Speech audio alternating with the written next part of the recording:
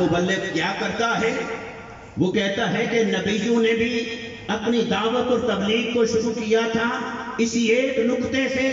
کہ یا قوم اعبدوا اللہ ما لکم من الہ غیرہ، اے قوم اللہ کی عبادت کرو، کسی کو شریک نہ ٹھہراؤ۔ تو ہر نبی کی دعوت چونکہ یہیں سے شروع ہوئی تھی کہ شرک کی نفی، شرک کا رد اور توحید کی دعوت، تو جب ہر نبی کی دعوت کا نقطۂ آغاز یہی ہے تو میں بھی یہیں سے دعوت و تبلیغ کا کام شروع کروں۔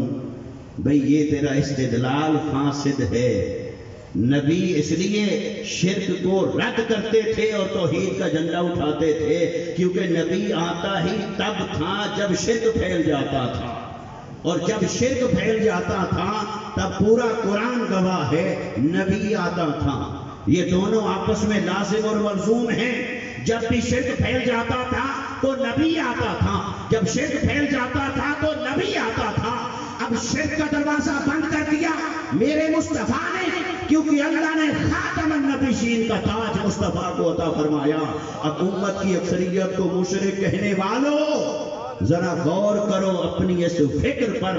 کہ یہ دعوت و تبلیغ کا طریقہ اتباع انبیاء میں نہیں، یہ تمہارے استدلال فاسد کی بنیاد پر ہے۔ ایک یہ وجہ ہے، اور دوسری وجہ کیا ہے کہ اللہ نے فرمایا اے حبیب جیسے میں نے بنی اسرائیل میں نبی بھیجے، پھر نبی کے بعد پھر نبی بھیجا، اب نبوت تو ختم ہو گئی لیکن تیری امت میں ایسے شاہکار بھیجتا رہوں گا جو کام وہی کریں گے جو بنی اسرائیل میں انبیاء سے دیا جاتا تھا۔ ان میں العلماء ورثۃ الانبیاء، فرمایا آقا علیہ السلام نے فرمایا میری امت کے علماء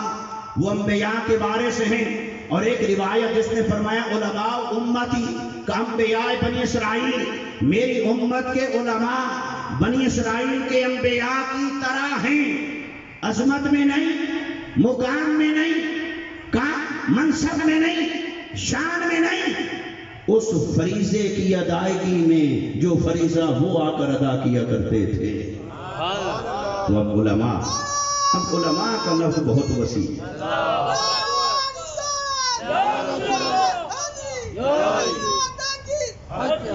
اب علماء کا لفظ بہت وسیع، ان کے درجے بھی ہیں، ان کے طبقات بھی ہیں، ان کی ضروریات بھی ہیں۔ ہر ایک نے اپنی استطاعت کے مطابق، وقت اور حالات کے مطابق، اس کی ضرورتوں کے مطابق دین مصطفیٰ کا جھنڈا اٹھایا، اور جو گرد و غبار دین پر پڑ چکا تھا ان کے زمانے میں اس گرد و غبار کو صاف کیا۔ وہ گرد و غبار کبھی عقیدے کے باب میں تھا، کبھی احکام کے باب میں تھا، کبھی اخلاق کے باب میں تھا، کبھی روحانیت کے میدان میں تھا، کبھی وہ معیشت اور معاشرت کے میدان میں تھا، مگر جس کسی میدان میں وہ گرد و غبار پڑ جاتا تھا اللہ تعالیٰ انہی صلاحیتوں کا حامل ایک ایسا شخص بھیجتا تھا، بھیجتا رہا اور بھیجتا رہے گا امت مصطفیٰ میں، جو زمانے کی ہر گرد کو صاف کر کے دین مصطفیٰ کے تصور کو پھر سے اجلا کر دیتا ہے، پھر سے نکھار دیتا ہے۔ اس نکھارنے کو کہتے ہیں تجدید۔ تجدید کا معنی ہوتا ہے کسی شے کو نیا بنا دینا، ایسے بنا دینا کہ جیسے نئی تھی اسی طرح بنا دینا۔ تو آقا علیہ السلام نے فرمایا حدیث مبارکہ، فرمایا ان اللہ تبارک و تعالی یبعث لہذہ الامہ علی رأس کل مئۃ من یجدد لہا دینہا، او کما قال نبی صلی اللہ علیہ وسلم۔ میرے آقا نے فرمایا سنو، اللہ تبارک و تعالی میری امت میں ہر صدی کے کنارے پر، ہر صدی کے کنارے پر، ہر صدی کے کنارے پر ایک ایسی ہستی کو بھیجتا رہے گا جو میرے دین کو پھر سے نیا بنا دے گا، جو میرے دین کی تجدید کر دے گا، اور جو تجدید کر دے اسے مجدد کہتے ہیں۔ اب میں اس کی آپ کو مثال دوں، جیسے یہ آج جلسے کے لیے یہاں جھاڑو پھیرا گیا ہوگا، صفائی کی گئی ہوگی، گرد و غبار جب پڑ جائے اور کوئی جھاڑو اٹھائے اور اس کی صفائی کرنے کا ارادہ کرے، اگر وہ یہ سوچ کر ڈر جائے کہ یہ گرد و غبار جو نیچے پڑا ہے، جب میں اس کو چھیڑ چھاڑ کروں گا، اس کو اس کی جگہ سے ہٹاؤں گا، ہلاؤں گا، تو یہ اٹھے گا، یہ میرے چہرے پر پڑے گا، میرے کپڑوں پر پڑے گا، میرا چہرہ بھی میلا ہو جائے گا، میرے کپڑے بھی میلے ہو جائیں گے، تو پھر وہ ڈر جائے اپنی شخصیت کو بچانے کے لیے، اپنی شکل اور صورت کو میلا ہونے سے بچانے کے لیے، اپنے لباس کو داغدار ہونے سے بچانے کے لیے اگر وہ ڈر جائے تو کیا وہ کبھی صاف کر سکتا ہے؟ مکان کو صاف کر سکتا ہے؟ بولیے۔ آپ کہیں گے اگر ہم نے ہاں کر دی تو علامہ صاحب یہ نہ سوچیں کہ شاید صفائی ہم ہی کرتے ہیں۔ کر دیں گے ماشاءاللہ۔ تو یہ نہیں کہ صفائی صرف عورتوں کا کام ہے، مردوں کا کام نہیں ہے۔ تو صفائی، اب اللہ رب العزت نے جن ہستیوں کو منتخب کیا، وہ جب اپنے زمانے میں آ کر دیکھتے ہیں کہ یہ کیا ہوتا جا رہا ہے، جب وہ دیکھتے ہیں کہ یہ دین مصطفیٰ کو کدھر لے جایا جا رہا ہے، یہ امت کو کس سمت دھکیلا جا رہا ہے، پھر وہ جب دیکھتے ہیں کہ یہ گرد و غبار عقیدے پر، عمل پر، کردار پر، سوچ پر، فکر پر وہ جھاڑو اٹھاتے ہیں، اس کی تجدید کرنے کے لیے عازم ہو جاتے ہیں، عزم کر لیتے ہیں، ارادہ کر لیتے ہیں، پھر وہ گرد و غبار اٹھتا ہے، ان کے چہرے پہ پڑتا ہے، چہرہ میلا بھی ہوتا ہے، لباس میلا بھی ہو جاتا ہے، داغدار بھی ہو جاتا ہے، گرد و غبار بھی ہوتا ہے، لوگ گالیاں بھی دیتے ہیں، فتوے بھی لگاتے ہیں، مگر وہ مصطفیٰ کا دیوانہ، وہ اللہ کے دین کا خادم، وہ اپنی پرواہ نہیں کرتا، وہ کہتا ہے لوگوں نہ مجھے اپنی پرواہ ہے، نہ شکل کی، نہ کپڑوں کی، میں فقط دین مصطفیٰ پر پڑی ہوئی گند کو صاف کرنے آیا ہوں۔ وہ مجدد ہوتا ہے۔ اور اب اگر ہم اعلیٰ حضرت تک پہنچنے کے لیے تھوڑا سا بیک گراؤنڈ کو بھی دیکھ لیں کہ ہر زمانے میں کوئی مجدد کیسے آیا، کن حالات میں آیا، اور آ کر انہوں نے کیا کیا، اور پھر پتہ چلے کہ اعلیٰ حضرت مجدد دین و ملت امام البرکت امام احمد رضا خان فاضل بریلی رحمت اللہ تعالی علیہ نے پھر اپنے زمانے کے اندر کیا تجدید فرمائی، کیا گرد و غبار پڑا تھا جسے آپ نے صاف کیا اور کیسے کیا۔ اگر اس تاریخی تسلسل میں دیکھیں تو امت کے اکابرین کہتے ہیں کہ سب سے پہلے مجدد ہونے کا اعزاز حضرت عمر بن عبدالعزیز رضی اللہ تعالیٰ عنہ کو حاصل ہے۔ تو حضرت عمر بن عبدالعزیز رضی اللہ تعالیٰ عنہ آپ بنو امیہ کے حکمرانوں میں تشریف لائے، اور جو کچھ اس وقت تک ہو چکا تھا اس کا ازالہ فرمایا، اور امت کو پھر اسی خلافت راشدہ کی راہ پر لگا دیا، تو لہٰذا وہ مجدد ہوئے۔ مگر یہاں ہمیں سوچنا ہوگا، نہ انہوں نے کوئی کتاب لکھی،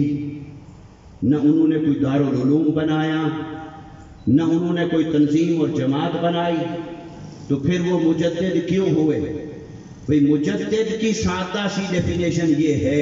اس زمانے کا جو مرض ہوتا ہے وہ اسی مرض کا معالج بنتا ہے، اس زمانے کی جو بیماری ہوتی ہے وہ اسی بیماری کو ٹھیک کرتا ہے، اس زمانے کا جو بگاڑ ہوتا ہے وہ صرف اسی بگاڑ کو درست کرنے کے لیے آتا ہے۔ ضروری نہیں کہ ہر دور کا مجدد اتنا کتابیں لکھے، ضروری نہیں کہ ہر دور کا مجدد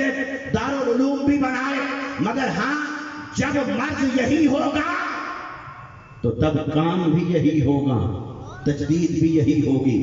تو حضرت عمر بن عبدالعزیز تشریف لائے، پھر ان کے بعد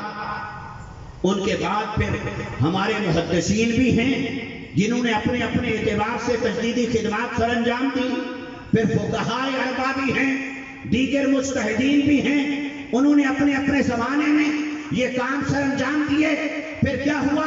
جو آقا علیہ السلام نے قرآن عطا فرمایا تھا، اور حدیث عطا فرمائی تھی، پھر اس میں سے علوم کو اخذ کرنے والے اخذ کرتے رہے، انہی میں امام اعظم ابو حنیفہ رحمۃ اللہ تعالیٰ علیہ، انہی میں امام شافعی رحمۃ اللہ تعالیٰ علیہ، انہی میں امام مالک رحمۃ اللہ تعالیٰ علیہ، انہی میں امام احمد بن حنبل رحمۃ اللہ تعالیٰ علیہ۔ پھر کیا ہوا؟ پھر علم الکلام بھی آگے آیا، علم الفقہ بھی آگے آیا، ان علوم کا ارتقاء ہوا، یہ علوم ارتقاء پذیر رہے، ترقی کرتے چلے گئے، تو عقل کو جتنا کچھ خوراک چاہیے تھی ہمارے ان اکابرین نے پہنچا دی، اور عقل کے محاذ پہ جو حملہ ہوا تھا دین مصطفیٰ پر، اسے رد کر دیا اجتماعی طور پر ہمارے محدثین نے، متکلمین نے، علماء۔ پھر فلسفے نے سر اٹھایا، اب اس دور کا مرض بنا فلسفہ، عقل کی بنیاد پر سوال کھڑے کر دیے، وجود باری تعالیٰ پر، کائنات پر، زمین اور آسمان پر، سورج اور چاند کی حرکت پر، زمین اور آسمان کی ماہیت پر۔ جب اس پر سوال کھڑے کر دیے، محاذ بنایا فلسفے کو، تو فلسفے کو بنیاد بنا کر تعقل پسندی کا حملہ، عقل پرستی کا حملہ، نام نہاد علم کا حملہ یا فلسفے کا حملہ، جب یہ حملہ دین مصطفیٰ کو، دین مصطفیٰ پر گرد ڈالنے لگ گیا، مسلمانوں کے عقائد کو متاثر کرنے لگ گیا، اللہ نے دیکھا مرض پھیل گیا ہے اور اس کی بنیاد عقل ہے، فلسفہ ہے، منطق ہے، عقل ہے،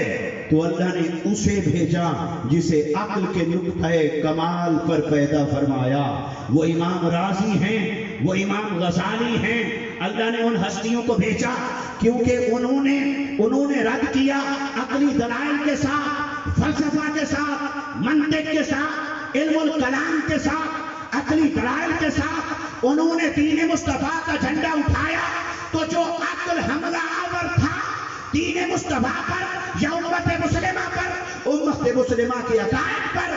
تو تقاضا یہی بنتا تھا کہ دشمن نے حملہ کیا ہے عقل کے محاذ پر، تو دفاع کرنے والا بھی عقل کا ہتھیار لے کے کھڑا ہو جائے، دفاع کرنے والا بھی عقل کے نقطۂ کمال پر کھڑا ہو، فلسفہ کے نقطۂ کمال پر کھڑا ہو، منطق کے نقطۂ کمال پر کھڑا ہو۔ اس لیے رازی جیسا کوئی فلسفی نہ آیا، غزالی جیسا کوئی فلسفی نہ آیا، ان جیسا عقل،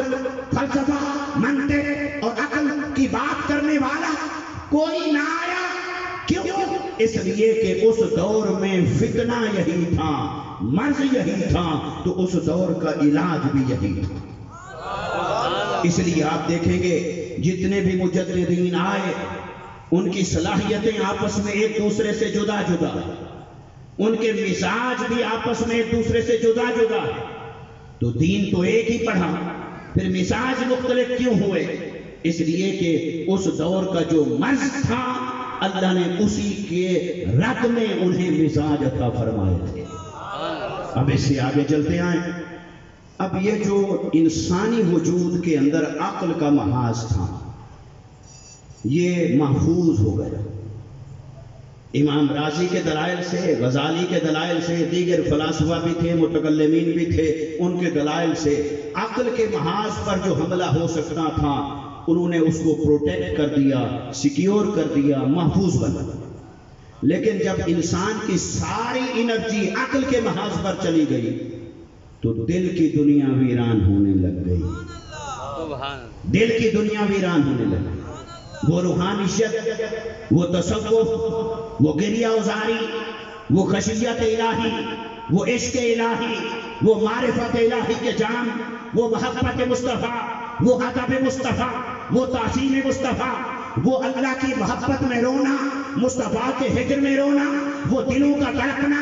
وہ زمین پر بیٹھے بیٹھے عرش الہی کو تک لینا، وہ دل کی دنیا ویران کر دی عقل نے، کیونکہ انرجی ساری عقل کے محاذ پر لگ گئی۔ پھر آپ دیکھیں پوری 2 صدیاں صوفیاء کی صدیاں ہیں، پوری 2 صدیاں، 3ری صدی ہجری، 4تھی صدی ہجری اور 5ویں صدی ہجری کو بھی کچھ ملا لیں، یہ 2.5 صدیوں سے زیادہ دورانیہ یہ ہمارے صوفیاء کا۔ پھر حضرت جنید بغدادی رضی اللہ تعالیٰ عنہ، پھر حضرت سری سکتی رضی اللہ تعالیٰ عنہ، پھر حضرت حضور سیدنا شیخ عبد القادر جیلانی رضی اللہ تعالیٰ عنہ، پھر آپ کا زمانہ آتا ہے، پھر شاہ نقشبند کا زمانہ آتا ہے، پھر شاہ سہروردی کا زمانہ آتا ہے، پھر حضرت خواجہ غریب نواز، خواجہ معین الدین چشتی اجمیری رضی اللہ تعالیٰ عنہ کا زمانہ آتا ہے، پھر یہ اللہ کے عاشقوں کا زمانہ، یہ صوفیاء کا زمانہ، یہ اللہ والوں کا زمانہ۔ کیوں؟ اس لیے کہ عقل تو آباد ہو چکا تھا، وہ تو دلیل حاصل کر چکا تھا، اب اسے کوئی گمراہ کر نہیں سکتا تھا، کیونکہ دلائل موجود تھے، اثاثہ موجود تھا، لیکن وہ دل کی دنیا جو ویران ہو گئی، اللہ سے جو لو کٹ گئی عشق کی، مصطفیٰ سے جو حضوری اور حاضری کا رشتہ عام انسانوں کا جو کمزور پڑ گیا، خواص تو ہر دور میں رہے، خواص تو ہر دور میں موجود رہے، مگر عوام الناس کا وہ جو رشتہ کمزور پڑ گیا، پھر اللہ نے ان صوفیاء کو بھیجا، ان اولیاء کو بھیجا، سلاسل طریقت وجود میں آئے، تصوف کا علم وجود میں آیا، روحانیت کا علم وجود میں آیا، ان سلاسل کے بانیان نے، صوفیاء نے، اولیاء نے پھر دل کی دنیا کو یوں آباد کر دیا کہ پھر بیٹھے فرش پہ ہوتے تھے، نگاہیں عرش تک جاتی تھی۔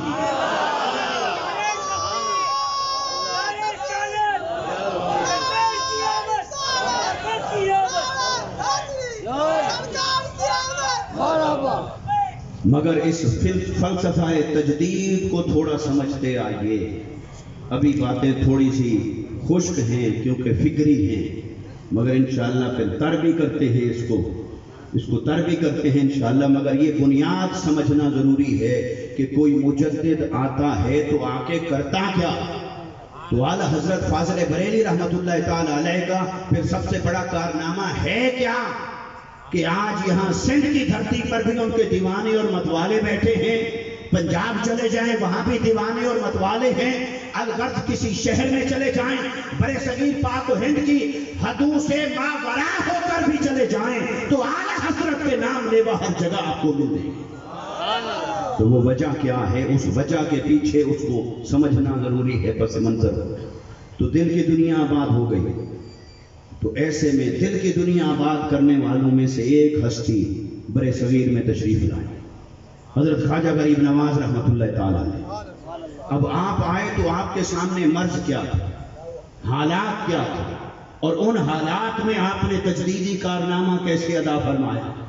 حالات یہ تھے کہ یہاں ہندوازم ہے، بدھ مت ہے، سکھ ہیں، دوسرے مذاہب ہیں، وہ مشرک ہیں، وہ کافر ہیں، کلمہ پڑھنے والا کوئی خال خال۔ تو آپ کا مزاج کیا ہونا چاہیے تھا ان حالات کے تناظر میں کہ اپنے اور پرائے کا سرٹیفکیٹ پہلے دیکھتے، بعد میں مجلس میں آنے دیتے، یا جو بھی آنا چاہتا ہے ہر ایک کو آنے دیتے؟ بولیے،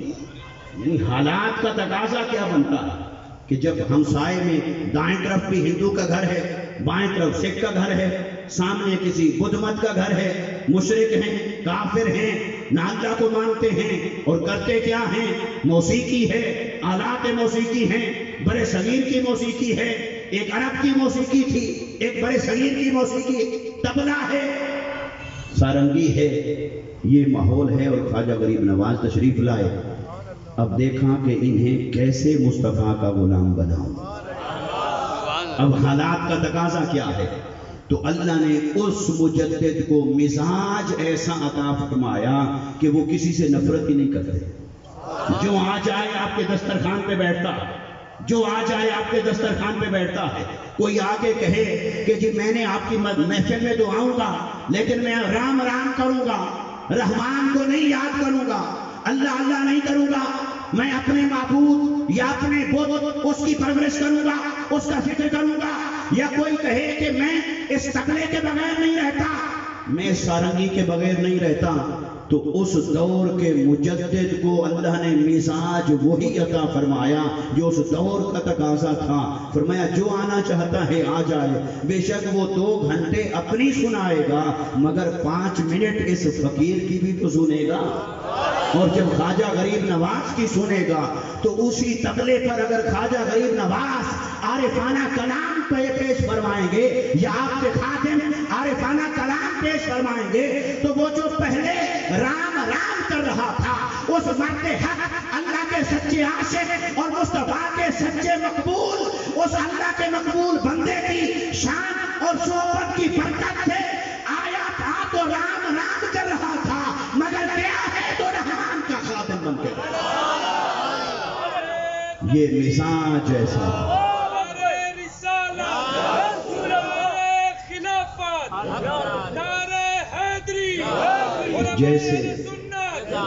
جیسے حالات جیسی ضروریات جیسا گرد و غبار ویسا مجدد ویسی ہستی ویسا نائب مصطفیٰ اور آ کر وہ جھنڈا اٹھاتا ہے دین مصطفیٰ کا اور گرد و غبار کو صاف کر کے پھر اجلا کر دیتا ہے۔ اب جو حضور خواجہ غریب نواز رحمت اللہ تعالی علیہ نے جو مزاج عطا فرمایا جو تربیت کی وہ تربیت کچھ عرصہ تک تو پھر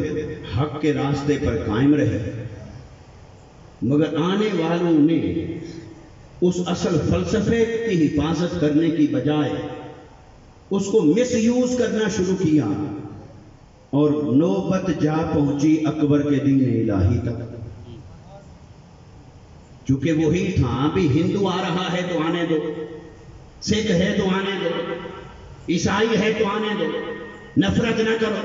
پاس بٹھاؤ پیار سے بولو محبت سے بولو تو وہ تو خود اتنے طاقتور تھے کہ ان کی مجلس میں کوئی بھی آ جائے اپنا اثر نہیں ڈال کے جائے گا بلکہ غریب نواز کا اثر لے کے جائے گا لیکن رفتہ رفتہ یہ اثر دینے والے ہو گئے کمزور آنے والے اسی طرح آتے رہے تو اکبر دین الہی بنا کے ملغوبہ سا بنا کے بیٹھ گیا۔ تو اب کیا تقاضا تھا؟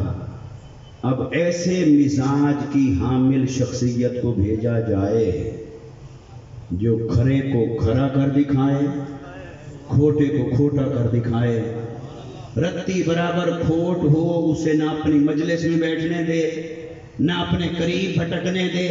نہ اپنے پاس آنے دے کیونکہ مرض پیدا ہو چکا تھا۔ مرض کیا پیدا ہو چکا تھا کہ اسلام کی شناخت مٹتی جا رہی تھی اسلام کا الگ وجود اور تشخص وہ مٹتا جا رہا تھا سب مذاہب کو ملا کر ایک مذہب بنایا جا رہا تھا ہندوازم اور اسلام کو آپس میں ایک بنایا جا رہا تھا ایک کر کے تصور دیا جا رہا تھا تو جب یہ تصور پیدا ہو جائے اور سوال پیدا ہو جائے اسلام کے تشخص کا اسلام کے امتیاز کو پیدا کرنا امتیاز کو قائم رکھنا تشخص کو قائم رکھنا پہچان کو قائم رکھنا پھر اس کا تقاضا تھا اب کھڑے اور کھوٹے کا فرق کیا جائے تو اللہ تعالیٰ نے ایسے میں شیخ مجدد حضرت مجدد الفسانی شیخ احمد سرحدی کو بھیجا جنہوں نے کافروں کو تو کیا کسی بد مذہب کو بھی اپنی مجلس میں بیٹھنے نہیں دیا۔ اب کوئی کہے بھی خواجہ غریب نواز کا مزاج کہاں اور حضور مجدد الفسانی کا مزاج کہاں وہ ہر ایک کے ساتھ مل کے بیٹھ رہے ہیں یہ کسی کے ساتھ بھی کسی کو گوارا نہیں کرتے تھوڑی سی بات بھی لائن سے ہٹ جائے اسے ہٹا دیتے ہیں تو یہ کیا ہے تو کوئی یہ نہ کہے کہ پھر وہ مزاج بھی دین میں یہ مزاج بھی دین میں اور وہ بھی نائب الرسول فی الہند خواجہ غریب نواز کی شان بھی نائب الرسول فی الہند ہند میں مصطفیٰ کے نائب بن کر آئے اور خواجہ صاحب کی شان کیا ہے مجدد الفسانی دوسرے 1000 سال کے مجدد 1000 سال کے مجدد اتنی بڑی شان مگر مزاج آپس میں 190 ڈگری پر ایک دوسرے سے اپوزٹ ہیں کیوں کہ وہ اس دور کا تقاضا تھا وہ اس دور کا مرض تھا اس مرض کا علاج جیسے کرنا چاہیے تھا ویسا مزاج اللہ نے بنا کے بھیجا۔ اب حضرت مجدد الفسانی رحمت اللہ تعالی علیہ نے اہل سنت کی عقیدے کو بھی نکھارا حنفیت کو بھی نکھارا اور ہر قسم کے باطل کو گرد و غبار کو دور کر دیا تو دین پھر اجلا ہو گیا پھر صاف و شفاف ہو گیا پھر تصویر نکھر گئی پھر دین کا رنگ اجلا ہو گیا مگر وقت اور حالات کے ساتھ چلتے چلتے وہ جو شدت تھی پھر حضرت شاہ ولی اللہ رحمۃ اللہ تعالی علیہ کا بھی ذکر آتا ہے، انہوں نے اپنے حصے کا کام کیا۔ پھر کیا ہوا؟ پھر اس تناظر میں آپ سمجھیں اعلیٰ حضرت مجدد دین و ملت، امام البرکت، ماحی بدت، حامی سنت، امام احمد رضا خان فاضل بریلی رحمت اللہ تعالی علیہ، آپ کے دور کے حالات کو سمجھیں، پھر آپ کے مزاج کو سمجھیں، پھر سمجھ آئے گی کہ آپ نے جو کام کیا وہ کام اس دور کی کیسے ضرورت بنا، کیسے آپ نے تجدید دین کا کام کیا۔ اب کیا ہوا؟ اب یہ ہوا کہ سارے فتنوں کا ایک مرکزی فتنہ جنم لیتا ہے۔ وہ کیا فتنہ جنم لیتا ہے؟ اعلیٰ حضرت کے دور میں اسے علامہ اقبال رحمۃ اللہ تعالی علیہ نے ایک شعر میں پرویا، کہا یہ فاقہ کش جو موت سے ڈرتا نہیں ذرا، روح محمد اس کے بدن سے نکال دو۔ علامہ اقبال نے تشخیص فرمائی کہ اغیار نے اور اسلام دشمن طاقتوں نے یہ سوچا کہ ہم نے کتنی بار اسلام کو معاذ اللہ شکست دی، کتنی بار اسے کمزور کر دیا، مگر یہ پھر اٹھ جاتا ہے، پھر طاقتور ہو جاتا ہے، مسلمان پھر اٹھ کھڑے ہوتے، پھر آقا علیہ السلام کے نام پر پھر جمع ہو جاتے۔ تو جب اسلام دشمن طاقتوں نے، کفر کی ملت نے، ملت کفر نے، ملت شرک نے، اسلام دشمنوں نے جب دیکھا کہ اب کوئی ایسا فتنہ برپا کیا جائے کہ وہ طاقت کہ ہر بار انہیں زندہ کر دیتی ہے، اس طاقت کو مٹایا جائے، تو کہا وہ اصل طاقت کیا ہے جو انہیں ہر بار زندہ کر دیتی ہے؟ کہا وہ تو عشق مصطفیٰ ہے، وہ تو اس امت کا عشق ہے اپنے نبی کے ساتھ، کیونکہ یہ عمل میں بے شک بے نمازی ہوگا مگر کوئی حضور کی بے ادبی کرے اسے نہیں چھوڑے گا، چاہے نماز میں کامل ہو یا نہ ہو، چاہے تقوی میں کامل ہو یا نہ ہو۔